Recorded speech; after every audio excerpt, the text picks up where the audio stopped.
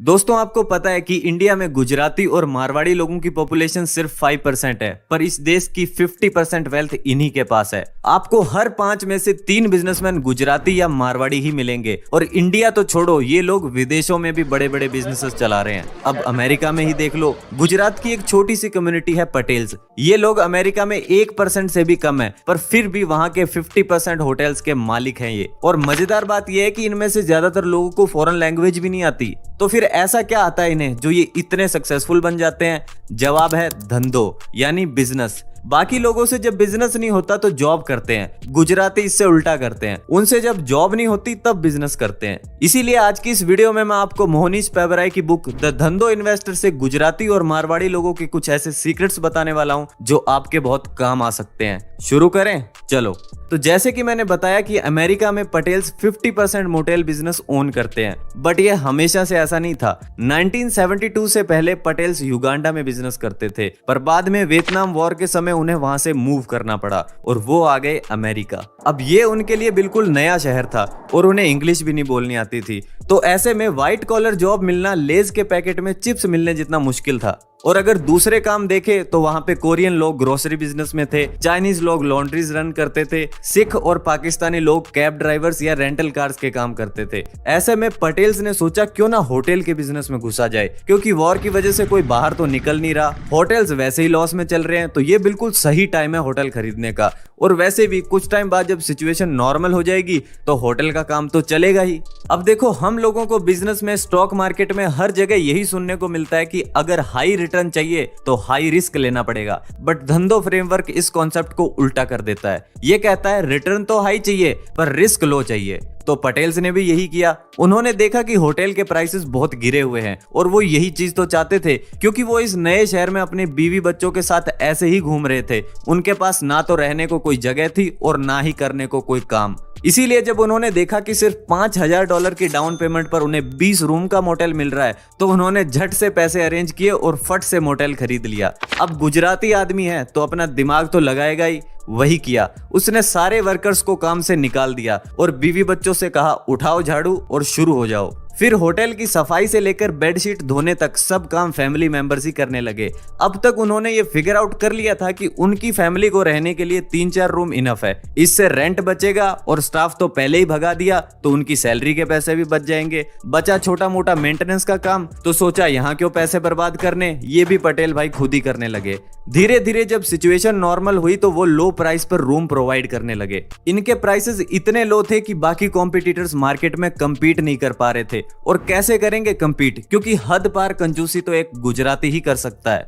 ऐसे उन्होंने एक लॉस मेकिंग बिजनेस को प्रॉफिटेबल बना दिया। फिर धीरे धीरे जब प्रॉफिट्स बढ़ने लगा तो उन्होंने हाई क्लास होटल्स भी खरीदने शुरू कर दिए। और ऐसे आज अमेरिका में पटेल्स 50% से ज्यादा होटल के मालिक है। तो चलो अब इस धंधो फ्रेमवर्क से हम कुछ धंधो रूल्स समझ लेते हैं। Rule number 1, invest in simple businesses. देखो, हमें पता है कि एग्जिस्टिंग बिजनेस बाय करने से बहुत फायदा हो सकता है, बट ओनली अगर हमें उसकी इंट्रिंसिक वैल्यू पता है तो। क्योंकि किसी भी बिजनेस की इंट्रिंसिक वैल्यू से ही हम ये पता लगा सकते हैं कि इस प्राइस पॉइंट पर यह बिजनेस फायदेमंद है भी या नहीं।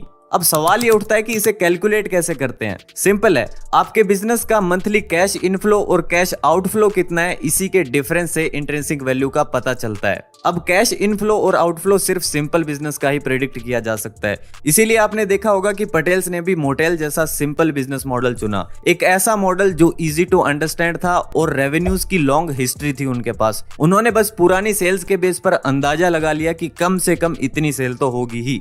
याद रखना, वो सिंपल बिजनेस में इन्वेस्ट करते हैं, स्टूपिड बिजनेस में नहीं। और सिंपल बिजनेस बहुत पावरफुल होते हैं।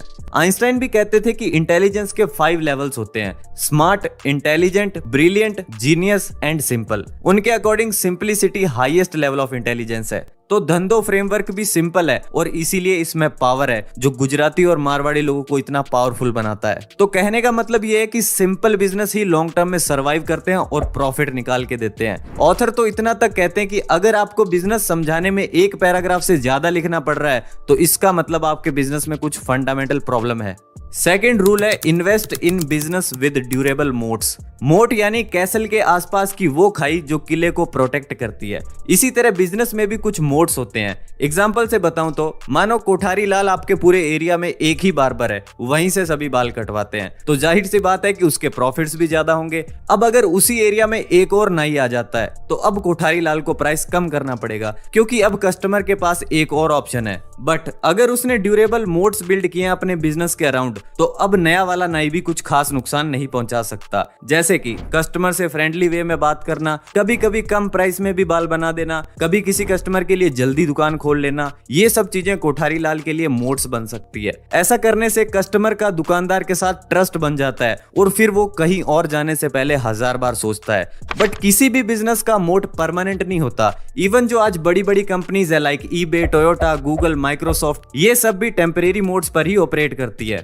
थर्ड रूल है फिक्सेट ऑन आर्बिट्राज। आर्बिट्राज यानी किसी चीज को कम पैसे में खरीद के ज्यादा में बेच देना और प्रॉफिट अपने पास रख लेना। अब इसकी भी बहुत सारी टाइप्स होती हैं, बट मेनली हम 4 टाइप्स की बात करेंगे। Number 1, arbitrage of time. मानो आप आज अगर 5 लाख के कीमती जवाहरात या गोल्ड बिस्किट्स खरीदते हो और उन्हें 5 साल बाद सेल करते हो, तो आपको मिलेगा मोटा प्रॉफिट, क्योंकि तब तक प्राइस बढ़ चुका होगा। यानी कि जब हम टाइम को एक्सप्लॉइट करके प्रॉफिट अर्न करते हैं तो इसे कहते हैं आर्बिट्राज ऑफ टाइम। बहुत से ज्वेलर्स और खास करके मारवाड़ी लोग बहुत सारा गोल्ड खरीद के रख लेते हैं, क्योंकि बाद में वैसे भी इसकी कीमत बढ़ने ही वाली है। इसके बाद सेकंड है आर्बिट्राज ऑफ प्लेस। मानो आपने कुछ डिजाइनर बैंगल्स राजस्थान से खरीदे और मुंबई में सेल कर दिया हाई प्रॉफिट पर। यानी जब हम 2 प्लेसेस के बीच के डिस्टेंस को एक्सप्लॉइट करके प्रॉफिट अर्न करते हैं तो इसे कहते हैं आर्बिट्राज ऑफ प्लेस। आपने देखा होगा बड़े बड़े ट्रेडर्स यही करते हैं। वो कपड़े और मशीनरी पंजाब से खरीदते हैं, डिजाइनर साड़ीज गुजरात से खरीदते हैं और टी कॉफी आसाम से खरीदते हैं और बाद में उन्हें अलग अलग स्टेट्स में सेल कर देते हैं। थर्ड है आर्बिट्राज ऑफ वैल्यू। ये मेरा पर्सनल फेवरेट है। इसे हम ऐसे समझते हैं, मानो आपको किसी की बर्थडे पार्टी के डेकोरेशन का काम मिला है। अब आपने बैलून्स, स्टिकर्स, केक, लाइटिंग, इन सब चीजों पर 5000 रुपए स्पेंड किए। फिर 4-5 घंटे बैठ के पूरा रूम डेकोरेट किया। जब सारा काम हो गया तो आपने चार्ज किए 8000 रुपए। इसे कहते हैं आर्बिट्राज ऑफ वैल्यू। यानी कि देखा जाए तो आपका खर्चा 5000 का ही हुआ है, बट डेकोरेशन करके जो टोटल वैल्यू आपने दी है वो 5000 से ज्यादा की थी, इसीलिए आपको 8000 रुपए मिले। ऐसा हर जगह होता है। लाइक आप मैकेनिक से गाड़ी रिपेयर करवाओ, चाहे घर में किचन बनवाओ या फिर पूरा घर बनवाओ, इन सभी को वैल्यू के बेस पर ही पे किया जाता है। फोर्थ है धंधो आर्बिट्राज। इस आर्बिट्राज का मतलब है किसी चीज को तब खरीदो जब उसकी प्राइस नॉर्मल से भी नीचे गिरी हुई है, ताकि वो हमें कम से कम दाम में मिल सके, और बाद में उसे हाई प्राइस पर सेल कर दो ताकि ज्यादा से ज्यादा प्रॉफिट बन सके।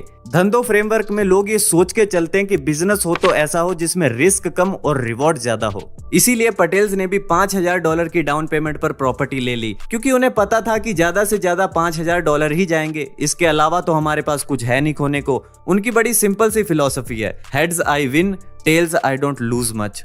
इसीलिए आप देखोगे ये लोग पैसे गवाते कम और कमाते ज्यादा हैं। फोर्थ रूल है invest in copycats rather than the innovators. McDonald's की स्टोरी पता है आपको? ये कंपनी एक ठेले से शुरू हुई थी और शुरुआत की थी मैकडॉनल्ड्स ब्रदर्स ने। फिर उनके शहर सैन बर्नार्डिनो में लोगों को उनके हैमबर्गर्स बहुत पसंद आने लगे। काम अच्छा चल रहा था पर बढ़ नहीं रहा था, जब तक कि 1954 में रे क्रॉक ने उनके बिजनेस को एक्वायर नहीं कर लिया। फिर जब बिजनेस के राइट्स रे के पास आ गए तो उन्होंने छोटे मोटे चेंजेस किए और बिजनेस को स्केल कर दिया। याद रखना, इनोवेटर्स मैकडॉनल्ड ब्रदर्स ही थे, पर बिजनेस ग्रो किया रे क्रॉक ने, जिसकी वजह से ये एक वर्ल्ड फेमस फूड चेन बन पाई। तो कुछ ऐसा ही किया था पटेल्स ने जब वो मोटेल बिजनेस में घुसे थे। शुरू में कुछ पटेल्स आए और बाद में बाकियों ने सिंपली उनका आइडिया कॉपी कर लिया। गुजराती आदमी को वैसे भी इनोवेशन और टेक्निकल चीजें समझ नहीं आती, उसे एक ही चीज समझ आती है और वो है प्रॉफिट। स्कैम 1992 में आपने सुना होगा, जब हर्षद मेहता कहते हैं कि लाला सबके सिलेबस में एक सब्जेक्ट कॉमन होता है, प्रॉफिट, और वो मेरा फेवरेट सब्जेक्ट है। Rule number 5, invest in low risk and high uncertainty businesses. देखो, पटेल हो, मनीलाल हो या मित्तल, सभी के सभी लो रिस्क वाले बिजनेस में ही इन्वेस्ट करते हैं। यानी जिन बिजनेसेस का रेट ऑफ चेंज बहुत स्लो होता है उन्हीं में इन्वेस्ट करते हैं। आप देखोगे जो भी बड़ी बड़ी सोशल मीडिया कंपनीज है लाइक फेसबुक, लिंक्डइन, इंस्टाग्राम, इन सब का रेट ऑफ चेंज बहुत फास्ट होता है। जब तक किसी चीज का ट्रेंड है तभी तक ग्रोथ है, फिर डिक्लाइन आ जाता है। इसीलिए ये हाई रिस्क वाली कैटेगरी में आती हैं। वहीं दूसरी तरफ है consumer based product companies like Coca Cola, Dabur, Relaxo, इन सब का इनका रेट ऑफ चेंज बहुत स्लो होता है, ये जल्दी से मार्केट लूज नहीं करते, मतलब ये लो रिस्क वाली कैटेगरी में आती है। और देखा जाए तो ऐसा ही किया था पटेल्स ने भी। उन्होंने ऐसा बिजनेस मॉडल चुना जिसमें रेट ऑफ चेंज बहुत स्लो है, अगले 10, 20, इवन 50 साल तक ज्यादा कुछ चेंज होगा ही नहीं, तो रिस्क कहाँ है। इसीलिए ये धंधो रूल कहता है कि always invest in low risk businesses. तो दोस्तों अब अगर मैं क्लासिक धंधों के ये 5 रूल्स सम अप करके बताऊं तो कुछ इस प्रकार है। Number 1, invest in simple businesses. Number 2, invest in businesses with durable moats. Third है आर्बिट्राज को समझो। फोर्थ है choose existing businesses rather than innovation. Fourth, invest in low risk businesses. So दोस्तों this is all about classic Dhandho. मैं मिलता हूं आपसे next video में। धन्यवाद फॉर वॉचिंग।